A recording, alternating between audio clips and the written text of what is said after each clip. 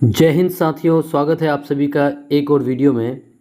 साथियों, अंतिम प्रहार हम लोग लेके आ गए हैं एक महा मैराथन क्लास, जिसमें कुल 100 प्रश्न है। और साथियों, उम्मीद है कि इन 100 प्रश्नों को करने के बाद आपको ना लगने लगेगा कि नहीं, अब आपका हर एक सवाल का जवाब चुटकियों में हो जाएगा।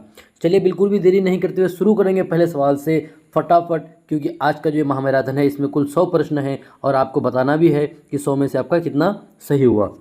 चलिए, पहला सवाल कि वह उपकरण जिससे धारा मापी जाती है। फटाफट बताना है साथियों, फटाफट खाली जवाब देते चलना है। वो उपकरण जिससे धारा मापी जाती है, क्या उसको वोल्ट मीटर कहेंगे, एमीटर कहेंगे, गैल्वेनोमीटर कहेंगे या ओम मीटर कहेंगे? फटाफट बताइए कि जिससे धारा मापी जाती है। तो साथियों, जिससे धारा मापी जाती है उसको क्या बोलते हैं? ए मीटर बोलते हैं। क्या बोलते हैं उसको? ए मीटर। चलिए, बढ़ेंगे आगे की ओर। देखिए, अगर आप लोगों को स्लो लगेगा ना साथियों, तो आप उसको क्या कीजिएगा, 2 गुना स्पीड में फटाफट उसको आप लोग देखते हुए चलिएगा। चलिए, दूसरा सवाल कि अपवर्तनांक, जिसको रिफ्रैक्टिव इंडेक्स कहते हैं, का मात्रक है। बताइए, अपवर्तनांक का मात्रक मीटर पर सेकेंड, ऑप्शन बी में जूल, या फिर साथियों न्यूटन, या फिर कोई नहीं। तो देखिए, अपवर्तनांक जो होता है, रिफ्रैक्टिव इंडेक्स, इसका मात्रक साथियों कोई नहीं होगा, क्योंकि ये साथियों मात्रक विहीन होता है। क्या होता है ये? मात्रक विहीन। चलिए, बढ़ेंगे आगे। तीसरा सवाल, ध्वनि की चाल किस माध्यम में सर्वाधिक होती है? आपको बताना है कि ध्वनि की चाल किस माध्यम में सर्वाधिक होती है। ऑप्शन है वायु, जल, इस्पात या निर्वात। आपको बताना है कि ध्वनि की चाल किस माध्यम में सर्वाधिक होगा। तो साथियों देखिए, इन चारों ऑप्शनों के हिसाब से ध्वनि की चाल ना इस्पात पे सर्वाधिक होगा, क्योंकि साथियों इस्पात आपका क्या है? सॉलिड है। आपका जल क्या है? लिक्विड है। और आपका वायु आपका गैस है साथियों। और निर्वात में तो ये आपका ध्वनि गमन करेगा नहीं, क्योंकि यहाँ पे कोई मीडियम नहीं है। चलिए, बढ़ेंगे इससे आगे। चौथा सवाल कि चंद्रग्रहण किस कारण से होता है? आप चंद्रग्रहण देखे होंगे, बताइए किस कारण से होता है। ऑप्शन है चंद्रमा पर सूर्य की छाया पड़ने से, पृथ्वी की छाया चंद्रमा पर पड़ने से, या फिर सूर्य की छाया पृथ्वी पर पड़ने से, साथियों वायुमंडल के कारण। फटाफट बताइए कि चंद्रग्रहण किस कारण से होता है। तो आप ध्यान रखिएगा, चंद्रग्रहण साथियों जो पृथ्वी की छाया है ना चंद्रमा में पड़ने से, क्या पृथ्वी की छाया चंद्रमा पर पड़ने से क्या होता है? आपका चंद्रग्रहण होता है। चलिए, बढ़ेंगे 4 से आगे। साथियों, आज कुल 100 प्रश्न है, इसलिए आप लोग को भागना नहीं है। बस 100 प्रश्नों को आप हल कर लीजिए और आपकी तैयारी 100% पक्का हो जाएगा साथियों। चलिए, 5वां सवाल कि हबल दूरबीन, हबल टेलीस्कोप किस तरंग पर कार्य करती है? जो आपका हबल टेलीस्कोप होता है साथियों, जो दूरबीन है, वो किस तरंग पर कार्य करती है? ऑप्शन है रेडियो तरंग, दृश्यमान तरंग प्रकाश, या फिर साथियों पराबैंगनी किरण। ऑप्शन डी में एक्सरे। फटाफट बताइए, जो हबल टेलीस्कोप है वो किस तरंग पर कार्य करती है? तो देखिए, ये आपका साथियों दृश्यमान दृश्यमान प्रकाश, किस पर? दृश्यमान प्रकाश पर कार्य करती है। चलिए, 5 से आगे बढ़ेंगे कि जल का अधिकतम घनत्व किस ताप पर होता है? जल का अधिकतम घनत्व किस ताप पर होगा साथियों? 0 degree Celsius, 2 degree Celsius, 4 degree Celsius या 100 डिग्री सेल्सियस? तो देखिए, ध्यान रखिएगा कि जल का अधिकतम घनत्व ना वो आपका 4 डिग्री सेल्सियस पर होता है। किस पर? 4 डिग्री सेल्सियस पर जल का अधिकतम घनत्व होता है। चलिए, इससे आगे बढ़ते हैं। किसी वस्तु का भार किस पर निर्भर करता है? देखिए, किसी का भार किस पर निर्भर करेगा? ऑप्शन है द्रव्यमान और गुरुत्वाकर्षण त्वरण, केवल द्रव्यमान, केवल वेग, या साथियों केवल स्थान। तो बताइए कि किसी वस्तु का भार किस पर निर्भर करता है? तो साथियों, किसी का भार ना वो आपका द्रव्यमान और गुरुत्वाकर्षण त्वरण पर निर्भर करेगा। किस पर? गुरुत्वाकर्षण पर और द्रव्यमान पर निर्भर करता है। चलिए, 7 से आगे बढ़ते हैं। चुंबकीय क्षेत्र की एसआई इकाई है। बताइए, चुंबकीय क्षेत्र की एसआई इकाई। ऑप्शन है टेस्ला, न्यूटन, हेनरी, वेबर। तो देखिए, चुंबकीय क्षेत्र की एसआई इकाई क्या हो जाएगा साथियों? ये हो जाएगा आपका टेस्ला। क्या है? चुंबकीय क्षेत्र की एसआई इकाई टेस्ला हो जाएगा। चलिए, 8 के बाद बढ़ते हैं आगे। रेडियो तरंग की खोज किसने की थी? रेडियो तरंग की खोज किसने की थी? मैक्सवेल ने, हर्ट्ज ने, मार्कोनी ने या आइंस्टीन ने? फटाफट बताइए, रेडियो तरंग की खोज किसने की थी? साथियों, रेडियो तरंग की खोज ना ये हर्ट्ज ने की थी। किसने? हर्ट्ज ने रेडियो तरंग की खोज की थी। चलिए, बढ़ेंगे आगे। 10वां सवाल परमाणु घड़ी किस सिद्धांत पर काम करती है? जो परमाणु घड़ी है वो किस सिद्धांत पर काम करती है? ऑप्शन है रेडियोधर्मिता पर, नाभिकीय विखंडन पर, सीजियम परमाणु दोलन पर, या साथियों तापीय प्रसार पर। बताइए जो परमाणु घड़ी होता है वो किस सिद्धांत पर कार्य करती है? तो देखिए परमाणु घड़ी ना साथियों ये आपका सीजियम परमाणु दोलन पर कार्य करती है। किस पर? सीजियम परमाणु दोलन पर कार्य करती है। चलिए 10 से आगे बढ़ते हैं। 11वां सवाल कि प्रकाश का वेग निर्वात में, बताइए तो प्रकाश का वेग निर्वात में क्या होता है? 3 × 10⁻6 मीटर पर सेकेंड, 3 × 10⁸ मीटर पर सेकेंड, या 3 × 10⁵ किलोमीटर पर सेकेंड, या साथियों दोनों, बी और सी दोनों। तो देखिए बच्चा क्या करेगा, ऑप्शन बी यहाँ पे जो आपका है साथियों 3 × 10⁸ मीटर पर सेकेंड, ये जो ही देखेगा इसमें टिक मार के आगे बढ़ जाएगा। साथियों देखिए जो आपका 3 × 10⁵ किलोमीटर पर सेकेंड है ये भी होगा, इसलिए इस सवाल का जवाब आपका ऑप्शन डी हो जाएगा, बी और सी दोनों हो जाएगा। चलिए 11 के बाद बढ़ते हैं आगे। मानव कान किस आवृत्ति की ध्वनि को सुन सकते हैं? बताइए मानव का जो कान है वो किस आवृत्ति की ध्वनि को सुन सकते हैं? ऑप्शन है 0 से लेकर 100 हर्ट्ज, 20 हर्ट्ज से लेकर 20,000 हर्ट्ज, या फिर 200 से लेकर के 2000, या साथियों 200 से लेकर के 20,000। तो देखिए मानव का जो कान है ना वो आपका 20 हर्ट्ज से लेकर के कहाँ तक, 20,000 हर्ट्ज के बीच की आवृत्ति को सुन सकता है। चलिए बढ़ेंगे आगे। 13वां सवाल कि तापगतिकी का प्रथम नियम क्या है? तापगतिकी का प्रथम नियम क्या है? ऑप्शन है ऊर्जा का संरक्षण, संवेग का संरक्षण, द्रव्यमान का संरक्षण, या फिर बल का संरक्षण। बताइए तापगतिकी का प्रथम नियम क्या है साथियों? तापगतिकी का प्रथम नियम क्या हो जाएगा? ये हो जाएगा ऊर्जा का संरक्षण। क्या हो जाएगा? ऊर्जा का संरक्षण हो जाएगा। चलिए 13 के बाद बढ़ते हैं आगे कि बल का एसआई मात्रक है। बताइए बल का एसआई मात्रक, क्या बल का एसआई मात्रक किलोग्राम होगा, न्यूटन होगा, जूल होगा, या पास्कल होगा? बताइए साथियों बल का एसआई मात्रक। तो देखिए बल का एसआई मात्रक क्या हो जाएगा? न्यूटन हो जाएगा। बल का एसआई मात्रक न्यूटन। देखिए आज जो 100 प्रश्न है साथियों इसमें सारे तरह के प्रश्न हैं, इसमें आप सारे प्रश्नों को हल करें और आपकी तैयारी साथियों वो 200% हो जाएगा। चलिए अगला सवाल, ऑक्टेन संख्या किससे संबंधित है? जो ऑक्टेन संख्या है साथियों किससे संबंधित है? पेट्रोल की गुणवत्ता, कोयले की मात्रा, गैस की शुद्धता, या फिर जल की कठोरता? बताइए जो ऑक्टेन संख्या है वो किससे संबंधित है? साथियों 15 नंबर सवाल, तो ध्यान रखिएगा ऑक्टेन संख्या ना पेट्रोल की गुणवत्ता से संबंधित है। किससे? पेट्रोल की गुणवत्ता से संबंधित कौन है आपका? ऑक्टेन संख्या। चलिए 15 के बाद बढ़ते हैं आगे। 16वां प्रश्न, परमाणु का द्रव्यमान मुख्यतः किस पर निर्भर करता है? बताइए परमाणु का द्रव्यमान किस पर निर्भर करेगा? इलेक्ट्रॉन पर निर्भर करता है, प्रोटॉन और न्यूट्रॉन पर निर्भर करता है, न्यूट्रॉन और इलेक्ट्रॉन पर निर्भर करता है, या केवल प्रोटॉन पर? तो साथियों देखिए परमाणु का जो द्रव्यमान है ना वो नाभिक में कौन मौजूद रहता है? प्रोटॉन और न्यूट्रॉन। तो ये आपका प्रोटॉन और न्यूट्रॉन पर निर्भर करता है। किस पर? प्रोटॉन और न्यूट्रॉन पर निर्भर करता है। चलिए 16 के बाद बढ़ते हैं आगे। 17 नंबर कि कार्बन का कौन सा समावयवी यानी एलोट्रोप्स चालक है? बताना है कि कार्बन का कौन सा समावयवी क्या है साथियों? चालक है। क्या हीरा, या फिर ग्रेफाइट, या फ्लोरीन, या चारकोल? तो देखिएगा कार्बन का ना ग्रेफाइट जो अपर रूप है इसको एलोट्रोप्स बोलते हैं, ये क्या होता है? ग्रेफाइट चालक होता है। चलिए आगे बढ़ते हैं कि वाष्प दाब किस पर निर्भर करता है?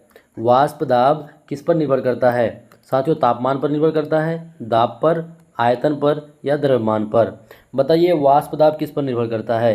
तो देखिए वाष्प जो दाब है ना साथियों ये आपका तापमान पर निर्भर करता है। किस पर?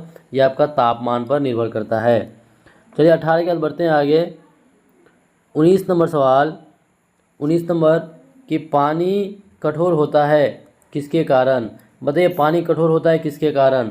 ऑप्शन है NaCl, ऑप्शन है कैल्शियम और मैग्नीशियम लवण, उसके बाद K2SO4, या फिर साथियों जिंक क्लोराइड? बताइए कि पानी कठोरता होता है किसके कारण? तो देखिए पानी जो कठोर होता है ना साथियों ये कैल्शियम और मैग्नीशियम लवण के कारण। किसके कारण? कैल्शियम और मैग्नीशियम लवण के कारण।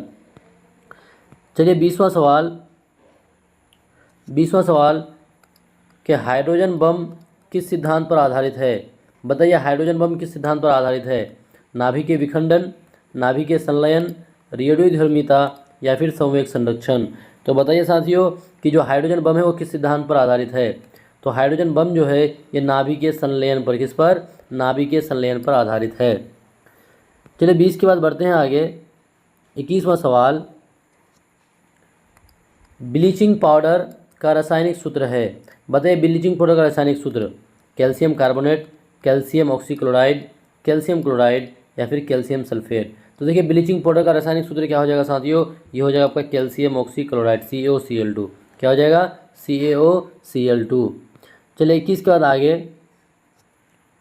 22वां सवाल कि किस तत्वों का समस्थानिक किस में समान होता है?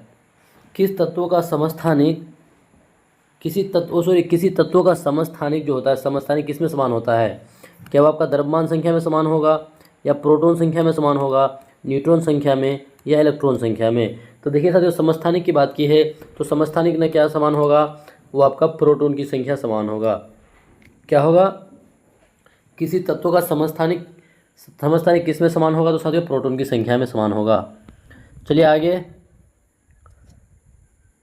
सबसे भारी गैस कौन सी है?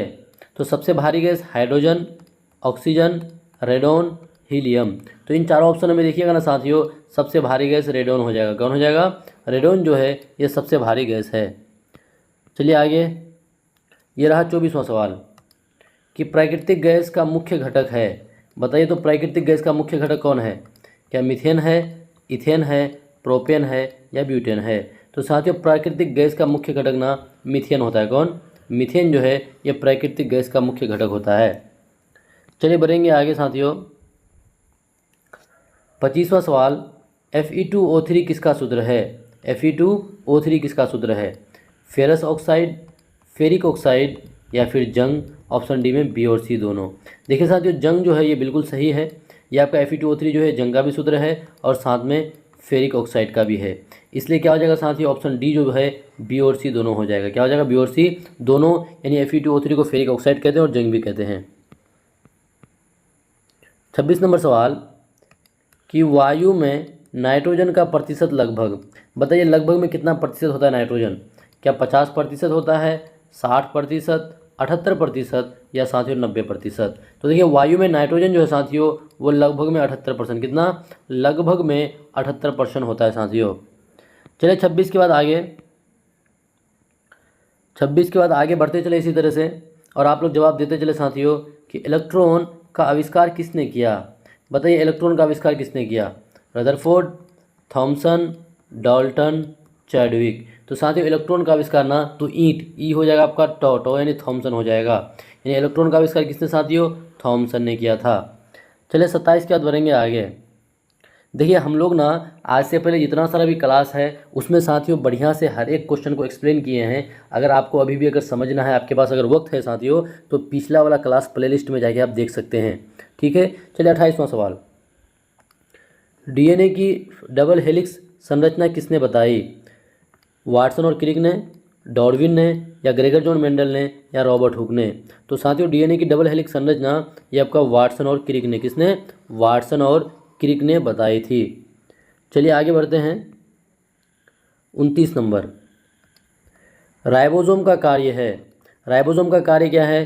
प्रोटीन संश्लेषण करना, ऊर्जा का उत्पादन करना, एंजाइम श्रवण करना या वसा का निर्माण करना? साथियों जानते हैं आप राइबोसोम को ना प्रोटीन फैक्ट्री कहा जाता है। तो ये आपका क्या करता है? प्रोटीन संश्लेषण करता है। क्या करता है? राइबोसोम प्रोटीन संश्लेषण इसका कार्य है। चलिए 29 से आगे बढ़ते हैं। 30वां सवाल, लाइसोसोम को क्या कहा जाता है? बताइए लाइसोसोम को क्या कहते हैं? कोशिका का पावर हाउस, ये तो माइटोकॉन्ड्रिया को कहा जाता है। कोशिका का पाचन तंत्र, बिल्कुल। कोशिका का नियंत्रण केंद्र, ये तो नाभिक को कहा जाता है। कोशिका का प्रोटीन कारखाना, बिल्कुल नहीं। साथियों देखिए लाइसोसोम को क्या कहा जाता है? तो ये कोशिका का पाचन तंत्र इसको कहा जाता है। कोशिका का पाचन तंत्र, और इसको सुसाइडल बैग भी कहा जाता है।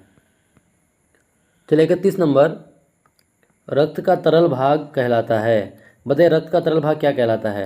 रक्त का तरल भाग प्लाज्मा, आरबीसी, डब्ल्यूबीसी, प्लेटलेट्स। ये तीनों साथियों रक्त का क्या है? ठोस भाग है। ये कौन सा भाग है? ठोस है। और तरल भाग कौन हो जाएगा? प्लाज्मा। प्लाज्मा क्या है साथियों? तरल भाग है जो 55% है। 32 नंबर सवाल कि मस्तिष्क को ढकने वाली झिल्ली क्या कहलाती है। हमारा जो मस्तिष्क है उसको जो ढकने वाली झिल्ली जो होता है साथियों, उस झिल्ली को क्या कहते हैं। 32 नंबर में सवाल है साथियों, क्या उसको न्यूरॉन्स कहते हैं या फिर मेनिंजीज कहते हैं या मेडुला या सेरेब्रम। तो साथियों इसको क्या बोला जाता है, मेनिंजीज कहा जाता है। क्या कहता है, मेनिंजीज के नाम से इसको जाना जाता है। ठीक है, चलिए 32 के बाद बढ़ेंगे आगे।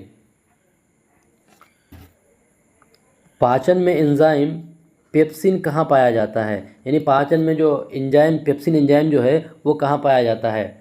साथियों मुख में पाया जाता है, आमाशय में, छोटी आंत में या बड़ी आंत में। तो आपको पूछा कि पेप्सिन एंजाइम जो है साथियों वो कहाँ पाया जाता है। तो देखिए पेप्सिन एंजाइम ना आपका आमाशय में पाया जाता है। किसमें, आमाशय में पेप्सिन एंजाइम पाया जाता है।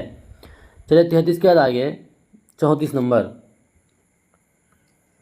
इंसुलिन की कमी से कौन सा रोग होता है। बताइए इंसुलिन की कमी से कौन सा रोग होता है। रक्तचाप, मधुमेह, कैंसर या मलेरिया। तो साथियों इंसुलिन की कमी से क्या होता है, मधुमेह होता है। क्या होता है इंसुलिन की कमी से, मधुमेह, जिसको डायबिटीज़ कहते हैं। चलिए 34 से आगे बढ़ेंगे। पौधों में पानी का परिवहन किसके द्वारा होता है। पौधों में पानी का परिवहन फ्लोएम, जाइलम, पत्ती या जर्रोम। तो देखिए पौधों में पानी का परिवहन साथियों ये आपका जाइलम द्वारा होता है। पानी का परिवहन जाइलम द्वारा होता है। चलिए 35 के बाद आगे, मनुष्य के हृदय में कितने कक्ष होते हैं। मनुष्य के हृदय में 2 कक्ष, 3 कक्ष, 4 कक्ष या 5 कक्ष। तो देखिए मनुष्य के हृदय में ना साथियों 4 कक्ष होते हैं। कितने, 4 कक्ष होते हैं। चलिए 36 के बाद आगे बढ़ेंगे। 37 नंबर, मनुष्य के शरीर में सबसे लंबी हड्डी कौन सी है। मनुष्य के शरीर में सबसे लंबी हड्डी फीमर, ह्यूमरस, रेडियस, अल्ना। तो देखिए सबसे लंबी हड्डी साथियों फीमर होता है, जो जांघ की हड्डी होता है। क्या, जांघ की हड्डी। चलिए 37 के बाद आगे 38 नंबर, कौन सा विटामिन रतौंधी से बचाता है। यानी आपको रतौंधी जो होता है, नाइट ब्लाइंडनेस, उससे कौन सा विटामिन बचाता है। Vitamin A, vitamin B, vitamin C, vitamin D.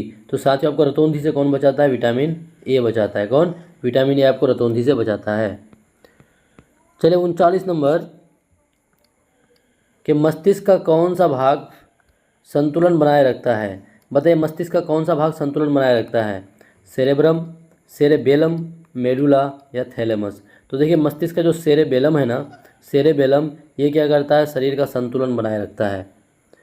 चलिए बढ़ते इससे आगे 40वां सवाल, रक्त में श्वेत रक्त कणिकाओं का कार्य है। आपको बताना है कि जो WBC है उसका क्या कार्य है। क्या ऑक्सीजन ले जाना, प्रतिरक्षा प्रदान करना, रक्त जमाना या पोषण पहुंचाना।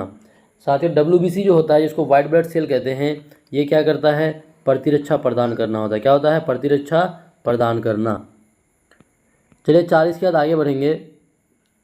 यहाँ से आपको सारा क्वेश्चन ब्लैक एंड वाइट ही रहेगा, ब्लैक में, कि ध्वनि की चाल वायु में किस पर निर्भर करती है। ध्वनि की चाल वायु में किस पर निर्भर करती है। क्या वायु में दाब पर, वायु में तापमान पर, वायु में घनत्व पर, वायु में द्रव्यमान पर। बताइए ध्वनि की चाल वायु में किस पर निर्भर करती है। तो साथियों वायु में ना ध्वनि की चाल ना तापमान पर निर्भर करती है। किस पर, तापमान पर निर्भर करती है, आप ध्यान रखिएगा। चलिए 41 से आगे बढ़ते फटाफट। प्रकाश वर्ष किसकी इकाई है। प्रकाश वर्ष समय की इकाई है, दूरी की है, द्रव्यमान की या बल की। तो साथियों प्रकाश वर्ष ना ये आपका दूरी की इकाई है। किसकी, प्रकाश वर्ष दूरी की इकाई है। चलिए 42 से आगे बढ़ते हैं। विद्युत धारा की एसआई इकाई है। बताइए विद्युत धारा की एसआई इकाई क्या होगा। क्या कूलम होगा, वोल्ट होगा, ओम होगा या एम्पियर होगा। तो विद्युत धारा की एसआई इकाई साथियों क्या होता है, एम्पियर होता है। क्या होता है, विद्युत धारा की एसआई इकाई एम्पियर। अगला सवाल, कि दर्पण में बनने वाली छवि हमेशा आभासी और सीधी होती है। देखिए किस दर्पण में बनने वाली छवि हमेशा आभासी और सीधी होती है। ऑप्शन है उत्तल दर्पण, अवतल दर्पण, समतल दर्पण और अवतल लेंस। तो साथियों ध्यान रखिएगा कि क्या बोला है कि दर्पण में बनने वाली छवि हमेशा आभासी और सीधी, तो आपका उत्तल दर्पण हो जाएगा। जो उत्तल दर्पण होता है इसमें जो प्रतिबिंब बनता है हमेशा आभासी और सीधी बनता है। चलिए अगला सवाल कि एक परिपथ में यदि वोल्ट दिया हुआ है 220 वोल्ट और आर का वैल्यू दिया हुआ है कितना 44 ओम, तो धारा कितनी होगी। धारा कितनी होगी तो आप निकाल लीजिए सकते हो फटाफट। आप जानते हैं V इज इक्वल टू क्या होता है, I इंटू आर। आपको V का मान दिया हुआ है 220 वोल्ट, आपको I का मान ही निकालना है। आपको रेसिस्टेंस कितना दिया हुआ है साथियों, रेसिस्टेंस आपको 44 ओम दिया हुआ है। जब इसको इससे भाग लगाइएगा ना साथियों तो आपका I का मान निकल के आ जाएगा कितना, आपका 5 एम्पियर आ जाएगा। कितना आ जाएगा, 5 एम्पियर। और देखिए 5 कहाँ है, तो ऑप्शन बी में। कहाँ है, ऑप्शन बी में आपको 5 दिख रहा है। चलिए बढ़ेंगे 45 से आगे। फाइबर ऑप्टिक्स यानी ऑप्टिकल जो फाइबर होता है किस सिद्धांत पर कार्य करता है। क्या ये व्यतिकरण के सिद्धांत पर, परावर्तन के सिद्धांत पर, पूर्ण आंतरिक परावर्तन के सिद्धांत पर, या विवर्तन के सिद्धांत पर। तो साथियों जो ऑप्टिकल फाइबर होता है ना, ये आपका पूर्ण आंतरिक परावर्तन के सिद्धांत पर, किस पर, पूर्ण आंतरिक परावर्तन के सिद्धांत पर कार्य करता है। 47 नंबर, हाइड्रोजन स्पेक्ट्रम की खोज किसने की थी। हाइड्रोजन स्पेक्ट्रम की खोज बोरसाम, रदरफोर्ड, वाल्मर या न्यूटन। फटाफट बताइए कि हाइड्रोजन स्पेक्ट्रम की खोज किसने की थी।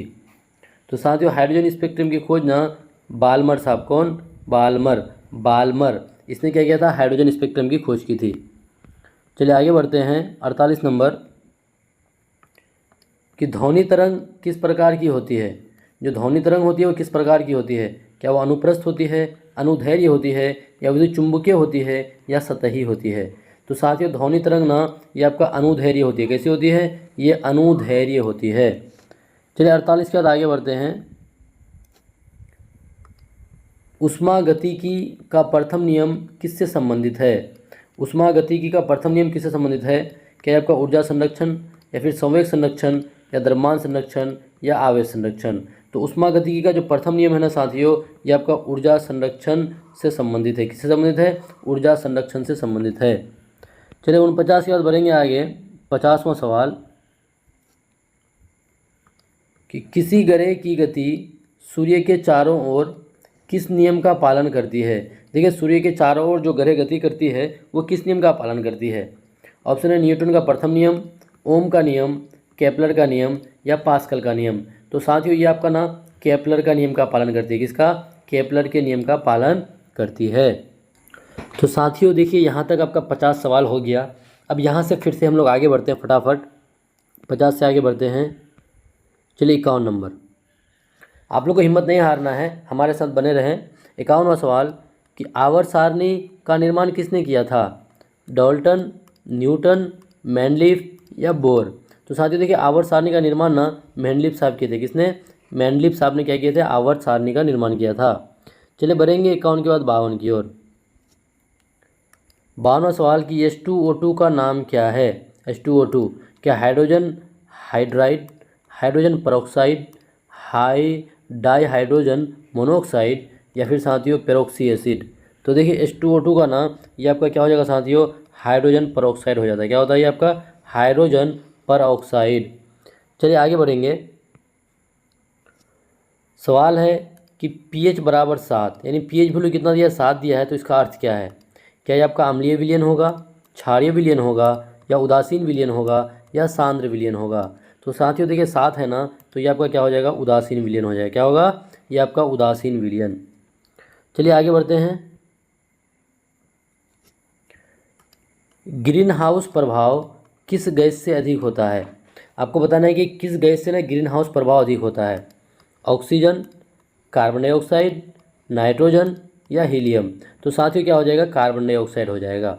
यानी कार्बन डाइऑक्साइड से ग्रीन हाउस प्रभाव अधिक होता है। चलिए आगे बढ़ते हैं। सवाल है कि कांच मुख्य रूप से किससे बनता है। कांच जो है साथियों ये किससे बनता है, ये आपका सोडियम ऑक्साइड और सिलिका से, पोटेशियम कार्बोनेट और सिलिका से, चूना पत्थर और सिलिका से, या उपयुक्त सभी। तो ध्यान रखिएगा जो आपका कांच मुख्य रूप से किससे बनता है, तो ये आपका sodium oxide, silica, potassium carbonate, silica और चूना पत्थर, यानी ये सभी से बनता है। किससे, उपयुक्त सभी हो जाएगा साथियों, आप ध्यान रखिएगा। चलिए बढ़ेंगे आगे 55 के बाद। कि परमाणु में इलेक्ट्रॉनों की अधिकतम संख्या किससे ज्ञात होती है। देखिए अधिकतम, जैसे कोई भी कक्ष में अधिकतम इलेक्ट्रॉन कितनी है, तो वो आपको किससे ज्ञात होती है? तो साथियों क्या वो आपका बोर नियम से ज्ञात होती है, या हंड नियम से, या ऑबाउ सिद्धांत से, या 2n² नियम से? तो साथियों वो आपका किससे ज्ञात होती है? 2n², यानी n क्या होता है? नंबर ऑफ शेल हो जाता है साथियों। ठीक है, चलिए बढ़ेंगे इससे आगे। क्या NaCl में बंध का प्रकार है? देखिए NaCl में जो बॉन्ड होता है ना वो किस प्रकार का होता है? क्या वो सहसंयोजक बंध होता है, या आयोनिक बंध होता है, या धात्विक बंध होता है, या हाइड्रोजन बंध होता है? तो साथियों NaCl में ना आयनिक बॉन्ड होता है। कौन सा बॉन्ड? आयनिक बॉन्ड होता है। चलिए चलता हूँ क्या आगे। 58 नंबर, कार्बन का कौन सा रूप विद्युत चालक है? बताइए कि कार्बन का कौन सा रूप विद्युत का चालक होता है? हीरा, कोयला, ग्रेफाइट, फुलेरिन? तो देखिए कार्बन का आपका ना ग्रेफाइट जो है, ग्रेफाइट ये क्या होता है साथियों? विद्युत का चालक होता है। चलिए 58 के बाद आगे आएंगे। देखिए इतने सारे सवाल लिए हैं, हो सकता है कोई एक दो सवाल ना आपका साथियों रिपीट हो सकता है, तो इसमें आपको परेशान नहीं होना है। रेडियोधर्मिता की खोज किसने की? तो रेडियोधर्मिता की खोज हेनरी बैकरेल, मैरी क्यूरी, या डॉल्टन साहब, या रदरफोर्ड? तो बताइए साथियों आपका रेडियोधर्मिता की खोज किसने की थी? तो रेडियोधर्मिता की खोज हेनरी बैकरेल ने, किसने? हेनरी बैकरेल ने की थी। चलिए 59 के बाद आगे बढ़ेंगे। 60 नंबर, क्लोरोफॉर्म का रासायनिक सूत्र है। बताइए क्लोरोफॉर्म का रासायनिक सूत्र CaCl3, CCl4, CH4, या C2H2? बताइए तो क्लोरोफॉर्म का रासायनिक सूत्र। तो साथियों क्लोरोफॉर्म का रासायनिक सूत्र CaCl3 हो जाएगा। क्या हो जाएगा? CaCl3। चलिए 60 के बाद आगे बढ़ते हैं। कोशिका का नियंत्रण केंद्र कौन सा है? कोशिका का नियंत्रण केंद्र साथियों माइटोकॉन्ड्रिया, नाभिक, राइबोसोम, या लाइसोसोम? तो देखिए कोशिका का नियंत्रण केंद्र साथियों वो आपका नाभिक कहलाता है। कौन? नाभिक कोशिका का नियंत्रण केंद्र कहलाता है। बढ़ते हैं आगे की ओर।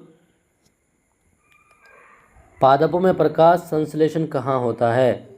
पेड़ पौधों में प्रकाश संश्लेषण कहाँ होता है? माइटोकॉन्ड्रिया में, राइबोसोम में, क्लोरोप्लास्ट में, या गोल्गी तंत्र में? तो साथियों देखिए पादपों में ना प्रकाश संश्लेषण क्लोरोप्लास्ट में होता है। किसमें? क्लोरोप्लास्ट में होता है।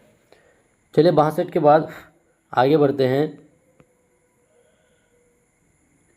ये भी क्वेश्चन शायद रिपीट हुआ होगा कि मनुष्य के हृदय में कितने कक्ष होते हैं? तो देखिए मनुष्य के हृदय में क्या 2 कक्ष, 3 कक्ष, 4 कक्ष, या 5 कक्ष? तो साथियों मनुष्य के हृदय में ना 4 कक्ष होते हैं। 2 अलिंद होते हैं और 2 नीले होता है। चलिए बढ़ेंगे आगे। रक्त का तरल भाग कहलाता है। बताइए रक्त का तरल भाग क्या कहलाता है? RBC, WBC, प्लाज्मा, या प्लेटलेट्स? तो साथियों देखिए रक्त का ना तरल भाग प्लाज्मा कहलाता है। क्या कहलाता है? प्लाज्मा रक्त का तरल भाग कहलाता है। चलिए 64 के बाद आगे बढ़ते हैं। अगला सवाल कि मानव शरीर में पाचन क्रिया कहाँ से प्रारंभ होती है? मानव शरीर में पाचन क्रिया क्या ग्रसनी से, आमाशय से, मुख, या आंत? तो साथियों देखिए पाचन की क्रिया प्रारंभ कहाँ होती है? तो पाचन की क्रिया आपका मुख गुहा से प्रारंभ होती है। कहाँ से? मुख गुहा से। चलिए 65 के बाद आगे बढ़ते हैं। DNA का डबल हेलिकल मॉडल किसने दिया? DNA का डबल हेलिकल मॉडल किसने दिया? ऑप्शन है वाटसन और क्रिक, डार्विन, मेंडल, और लमार्क। तो साथियों देखिए DNA का डबल हेलिकल स्ट्रक्चर ना ये आपका वाटसन और क्रिक दिया था। चलिए आगे बढ़ते हैं। 67 नंबर कि मनुष्य में लिंग निर्धारण किस पर आधारित है? बताइए मनुष्य में जो लिंग निर्धारण होगा वो किस पर आधारित होगा? क्या साथियों वो X गुणसूत्र में होगा, या Y गुणसूत्र, या दोनों X और Y, या ऑटोजोम? तो देखिए मनुष्य में लिंग निर्धारण ना Y गुणसूत्र करता है। कौन? Y गुणसूत्र क्या करता है? सेक्स डिटर्मिनेशन करता है। पौधों में जल का परिवहन किस ऊतक से होता है? साथियों फ्लोएम, जाइलम, एपिडर्मिस, या क्यूटिकल? तो देखिए पौधों में जल का परिवहन साथियों ये जाइलम, कौन? आपका जाइलम ऊतक द्वारा होता है। मनुष्य की सबसे बड़ी ग्रंथि कौन सी है? मनुष्य की सबसे बड़ी ग्रंथि अग्नाशय, यकृत, पीयूष ग्रंथि, या थायराइड? तो मनुष्य के शरीर की सबसे बड़ी ग्रंथि साथियों यकृत होता है। कौन? यकृत सबसे बड़ी ग्रंथि है। 70 नंबर सवाल कि रक्तचाप किस यंत्र से मापा जाता है? रक्तचाप को बीपी को किस यंत्र से मापते हैं? बैरोमीटर, स्फिग्मोमैनोमीटर, हृदय गतिकी यंत्र या स्टेथोस्कोप। तो साथियों देखिए रक्तचाप को स्फिग्मोमैनोमीटर द्वारा मापा जाता है। किसके द्वारा? स्फिग्मोमैनोमीटर। रक्तचाप को किसके द्वारा? स्फिग्मोमैनोमीटर। 71 नंबर सवाल कि ध्वनि तरंग किस प्रकार की होती है? अनुदैर्घ्य, अनुप्रस्थ, विद्युत चुम्बकीय या सतही। तो देखिए ध्वनि तरंग ना साथियों ये अनुदैर्घ्य होता है। कैसा होता है? अनुदैर्घ्य होता है। 71 के बाद आगे बढ़ते हैं 72 नंबर। 1 kWh बराबर होता है 1 kWh बराबर 3.6 गुना 10⁻6 जूल, 36 गुना 10⁻3 जूल, 360 जूल या फिर 36 गुना 10⁻6 जूल। तो साथियों देखिए 1 kWh बराबर क्या हो जाएगा? 1 kWh बराबर होता है 3.6 गुना 10⁻6 जूल होता है। चलिए 72 के बाद आगे बढ़ते हैं कि ओम का नियम किस पर लागू होता है? बताने कि ओम का नियम किस पर लागू होगा? सुचालक पर, कुचालक पर, अर्धचालक पर, अतिचालक पर। तो ओम का नियम साथियों ये लागू होता है सुचालक पर। किस पर? ओम का नियम सुचालक पर लागू होता है। 73 के बाद आगे बढ़ते हैं। प्रकाश की चाल निर्वात में होती है। निर्वात में प्रकाश की चाल होती है 3 गुना 10⁻6 मीटर पर सेकेंड, 3 गुना 10⁻8 मीटर पर सेकेंड, 3 गुना 10⁻4, 3 गुना 10⁻10। तो देखिए निर्वात में प्रकाश की चाल 3 गुना 10⁻8 मीटर पर सेकेंड होती है। चलिए इससे आगे निकलते फटाफट हम लोग कि किस दर्पण में अपसारी किरणें परावर्तन के बाद समांतर होती है? बताइए किस दर्पण में अपसारी किरणें परावर्तन के बाद समांतर होती है? क्या साथियों आपका उत्तल दर्पण हो जाएगा या अवतल दर्पण होगा, समतल दर्पण या इनमें से कोई नहीं? फटाफट आप बताइए कि किस दर्पण में अपसारी किरणें परावर्तन के बाद समांतर हो जाती है? तो साथियों वो आपका हो जाएगा अवतल दर्पण। कौन सा दर्पण? अवतल दर्पण हो जाएगा। चलिए 75 के बाद आगे। ध्वनि की चाल किस माध्यम में सार्वधिक होती है? साथियों ठोस में, द्रव में, गैस में, निर्वात में। तो देखिए ध्वनि की चाल ना ठोस में सर्वाधिक होती है। किसमें? ठोस में सर्वाधिक होती है। 76 के बाद आगे बढ़ते हैं। डायनोमो किस ऊर्जा को किस में बदलता है? विद्युत को यांत्रिक में या यांत्रिक को विद्युत में, रासायनिक को ऊष्मा में या ऊष्मा को रासायनिक में। तो साथियों डायनोमो क्या करता है? ये यांत्रिक को विद्युत में बदलता है। किसको? यांत्रिक को विद्युत में बदलने का काम करता है। चुंबकीय क्षेत्र की इकाई है। बताइए चुंबकीय क्षेत्र की इकाई क्या होगा? टेस्ला होगा, न्यूटन, हेनरी, एम्पेयर। तो देखिए साथियों चुंबकीय क्षेत्र की इकाई क्या हो जाएगा? वो आपका टेस्ला होता है। क्या? टेस्ला। चुंबकीय क्षेत्र की इकाई टेस्ला। 79 कि ट्रांजिस्टर का उपयोग होता है।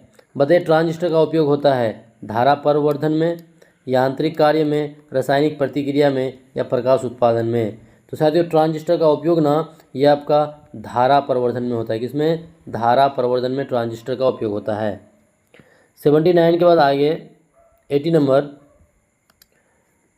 जो लेज़र होता है ना LASER, लेज़र का पूरा नाम बताइए। लेज़र का पूरा नाम क्या हो जाएगा? Light amplification by stimulated emission of radiation.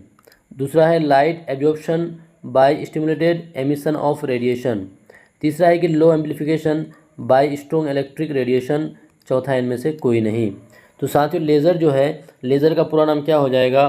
तो लेज़र का पूरा नाम हो जाएगा light amplification by stimulated emission of radiation. ये हो जाएगा आपका लेज़र का पूरा नाम। चलिए बढ़ते हैं आगे। रेडियो तरंग किस प्रकार की होती है? बताइए जो रेडियो तरंग है वो किस प्रकार की होती है? साथियों वो यांत्रिक होती है या विद्युत चुम्बकीय होती है या अनुदैर्घ्य या ध्वनिक होती है? फटाफट बताइए कि रेडियो तरंग किस प्रकार की होती है? तो साथियों रेडियो तरंग ना ये आपका विद्युत चुम्बकीय होती है। क्या होती है? विद्युत चुम्बकीय।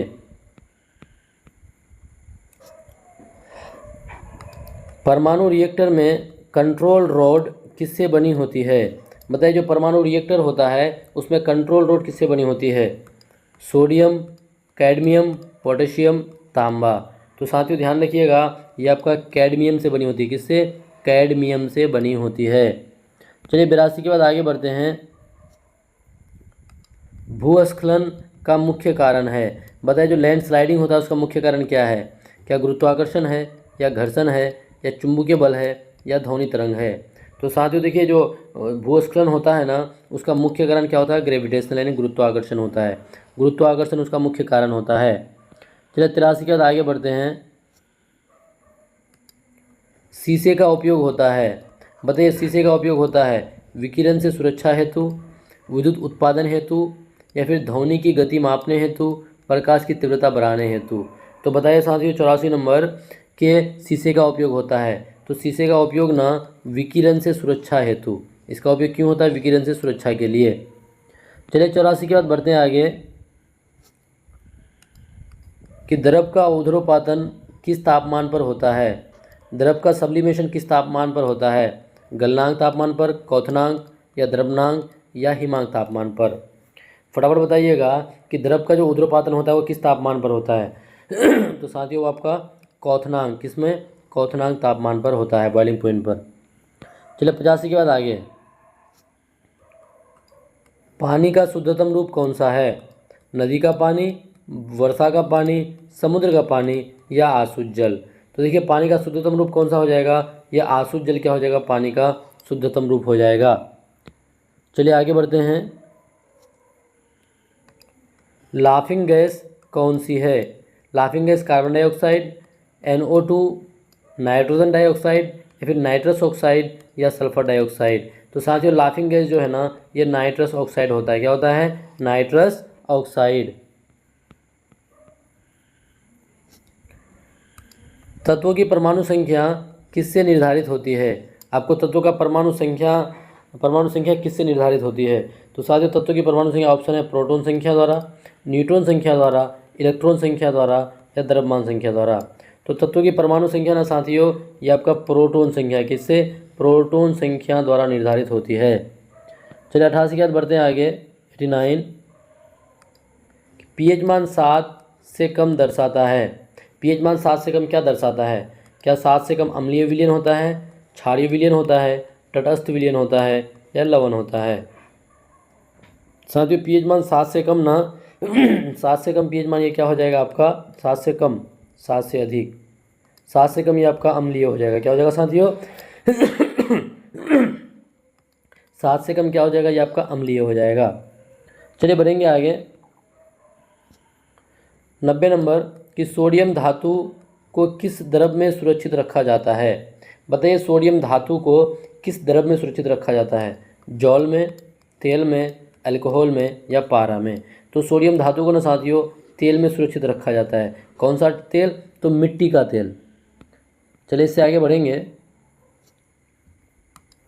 हाइड्रोजन का परमाणु क्रमांक, हाइड्रोजन का परमाणु क्रमांक है क्या? 0 है, 1, 2, 3? तो साथियों देखिए हाइड्रोजन का परमाणु क्रमांक ना 1 होता है। कितना होता है?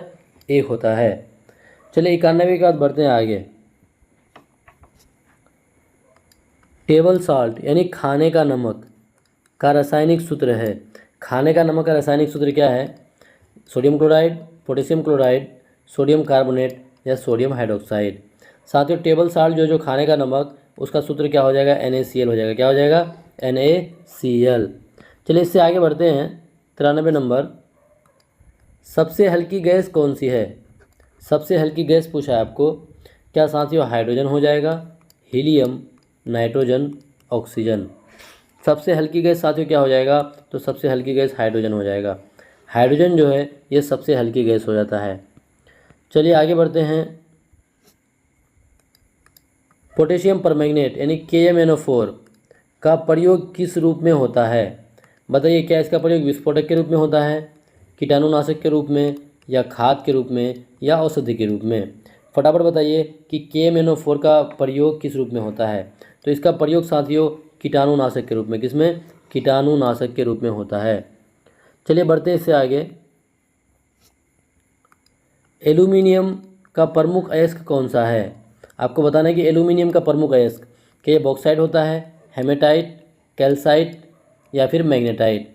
तो साथियों एल्यूमिनियम जो है ना एल्यूमिनियम का प्रमुख एक्स जो है वो आपका हो जाएगा कौन, बॉक्साइड। बॉक्साइड जो है Al2O3 ये आपका एल्यूमिनियम का ना क्या होता है, प्रमुख एक्स होता है। चलिए बढ़ेंगे आगे 96 नंबर कि एलपीजी का मुख्य घटक है। बताए एलपीजी का मुख्य घटक मीथेन, प्रोपेन और ब्यूटेन, एथेन या हाइड्रोजन। साथियों एलपीजी का मुख्य घटक कौन हो जाएगा, एलपीजी का मुख्य घटक प्रोपेन और ब्यूटेन होता है। प्रोपेन और ब्यूटेन एलपीजी का मुख्य घटक होता है। चलिए 96 के बाद आगे बढ़ते हैं। सूखी बर्फ क्या है, जिसको ठोस यानी शुष्क बर्फ कहा जाता है। क्या वो ठोस जल होता है, ठोस कार्बन डाइऑक्साइड होता है, बर्फ और नमक या फिर अमोनियम क्लोराइड। साथियों जो ठोस कार्बन डाइऑक्साइड होता है ना, इसी को शुष्क बर्फ कहा जाता है। चलिए 97 के बाद आगे की ओर। लोहे में जंग लगने की प्रक्रिया कहलाती है। बताइए लोहे में जंग लगने की प्रक्रिया क्या कहलाती है, ऑक्सीकरण कहलाती है, अपचयन कहलाती है, ध्रुवपातन कहलाती है, आसवन कहलाती है। तो साथियों लोहे में जंग लगने की प्रक्रिया ना ऑक्सीकरण कहलाती है। क्या कहलाती है, ऑक्सीकरण। लोहे में जंग लगने की प्रक्रिया ऑक्सीकरण कहलाती है। चलिए इससे आगे बढ़ते हैं कि साबुन किसका लवण है। बताइए तो साबुन किसका लवण है, उच्च फैटी एसिड का, सल्फ्यूरिक एसिड का, नाइट्रिक एसिड का या हाइड्रोक्लोरिक एसिड का। तो साबुन साथियों ये आपका उच्च फैटी एसिड का लवण है। क्या है, साबुन किसका लवण है, तो ये उच्च फैटी एसिड का लवण है। चलिए बढ़ेंगे 100वें सवाल की ओर, सेंचुरी की ओर, और आज के सेशन का अंतिम सवाल, आज के मैराथन क्लास का अंतिम सवाल साथियों, 100वां सवाल। पीतल किसका मिश्र धातु है। बताइए तो पीतल किसका मिश्र धातु है, तांबा जस्ता का, तांबा और टीन का, लोहा और कार्बन का या तांबा और चांदी का। साथियों आप जानते हैं पीताजी, तो इसका मतलब ये क्या हो जाएगा, ताजी, ता से तांबा, जौ से जस्ता, यानी पीतल किसका हो जाएगा, तांबा और जस्ता का हो जाएगा। तो फाइनली दोस्तों आज का मैराथन क्लास का जो 100वां सवाल था, हम लोग 100 सवाल आज अटैम्प्ट किए। तो अब बताइए 100 में से देखिए बहुत सारे सवाल ऐसे थे ना जो आपको एक दो बार रिपीट हुआ होगा, तो उसको आप मेंशन नहीं कीजिएगा, कोई बात नहीं। साथियों बस इसी तरह से आपका जो भी आखिरी पल है, इस आखिरी पल में हमारे साथ जुड़े रहें। और अंतिम प्रहार का जो ये सीरीज चल रहा है, इस सीरीज में हर दिन आप लोगों के लिए 100 प्रश्न लेके आएंगे, चाहे वो साइंस का हो, सोशल का हो, या फिर साथियों आपका हिंदी हो जाए, सबका आपका 100 प्रश्न आएगा। बस कंटिन्यू आप बने रहें और अपनी मेहनत को बरकरार रखें। फिर मिलेंगे अगले वीडियो में, जब तक के लिए जय हिंद।